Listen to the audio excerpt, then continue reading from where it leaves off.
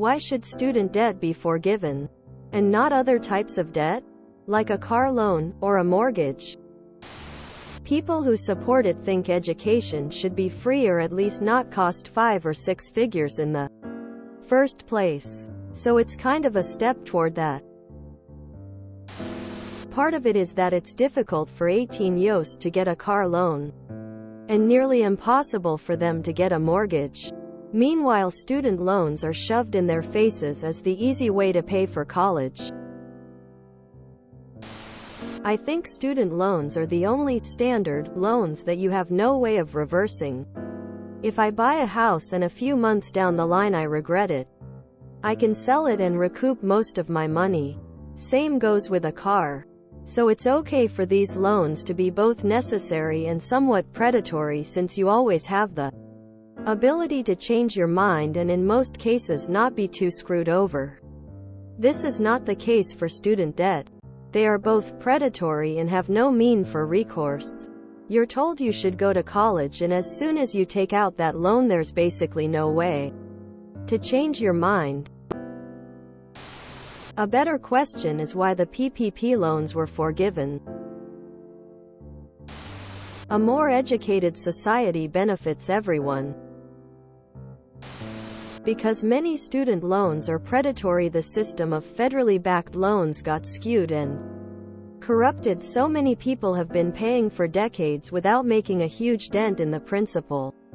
This massive system affects a ton of people who signed for loans they barely understood when they were quite young. It could be argued some car and mortgages are similarly predatory, I suppose. But maybe not on the same scale, and those aren't backed by the federal government, so likely not as able to be forgiven by that entity. I only understand parts of this, so I'm open to being corrected. Beyond just being a good economic play by encouraging an educated population, student loans are exempt from bankruptcy. Unlike virtually every other type of loan, there's not a lot of ways to get rid of the debt if something horrible or unexpected happens in your life. Young people are treated like financial cattle, paying from 18 to death. Your friend's mortgage is secured by a house which can be sold. You cannot sell your degree, and having it frequently does not fulfill the promises made to you by school counselors who groomed you to take those loans when you were a minor. The government employed thousands upon thousands of college-educated adults across the country to systematically tell every young person that going to college was the only way to have a secure future. Despite knowing that trade jobs like plumbers and electricians make more than the average business degree with a fraction of the time and money investment up front. That's called lying. Then when you get the degree, and use the job search tools provided by the university, it is rife with scammers and MLM-type solicitors, because the schools also sell your data to third parties. If the government can manipulate kids into following a singular career template, and then fail to regulate the agents within those industries from taking advantage of them fresh out of high school, while also giving those institutions tax breaks, I might add, they can certainly also give a partial bailout to the people who had the least control in that whole transaction. Your friend can certainly stop making her mortgage at any point by selling the house, and will most likely take home a 6-figure profit. Tell her she can do that today if she wants. She will just need to go back to renting. Ask her if she wants to purchase your degree from you. Then ask her if she wants the government to tell her that she will be homeless if she doesn't take loans at the age of 18, when she doesn't have any collateral or income to finance it, and she can never sell the asset that she gains from the loan and years of unpaid work. Student debt is the only debt in the world you cannot discharge via bankruptcy or death. It's also predatory in that universities have been largely unchecked in raising tuitions literally every semester for decades. It's also the victim of atrocious interest rates not usually comparable to anything else. I'm consolidated and have 9.7%. Why did the banks from 2008 have 0% but I have to pay back almost 10? WTF. You can't buy a house at the age of 17 but you can go to college and enter yourself into debt. To buy a home, you are evaluated on your ability to pay back loans by the lender. To be inundated with large debt by college, you're not evaluated at all, other than admissions to get in. Most of us were told, you have to go to college, so when we went, we did it because we had it ingrained in us that we had to. No matter what, so many of us didn't even consider what student debt would be like 4+ years later. Let's also not forget how predatory banks were with setting up tables inside campuses and giving away free swag to get us to sign up for accounts with them. Fuck student debt. Let me discharge it through bankruptcy or forgive it. As far as I know, and I am not American, so I may be very wrong, student debt has been a hot topic because not only education shouldn't cost that much. I mean, in many developed countries it is almost free, like mine, but also because many, if not all, students are pressured into aiming at really high-level education, which costs a lot. You can argue that it is the same with cars and houses. And I would agree. Some poor victims ends up with flabbergasting debts because of a scamming system. But we can't cancel every debts in one go. And a good education will also help people not getting overpriced loans. So student debt take priority.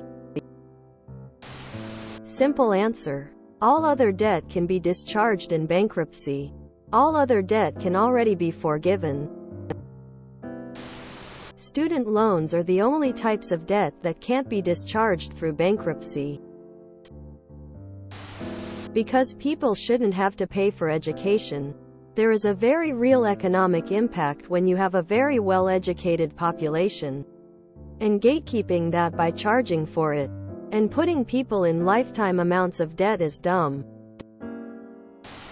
A lot of millennials will be poor their lives because they went to college like everyone said to do. Short answer. It would benefit a lot of people if student loans were forgiven. And that would benefit the economy because people would be able to spend more money. I paid off my student loans about 5 months after I graduated. So I do not benefit directly from this. But I do still think $10,000, $20,000 is worth forgiving.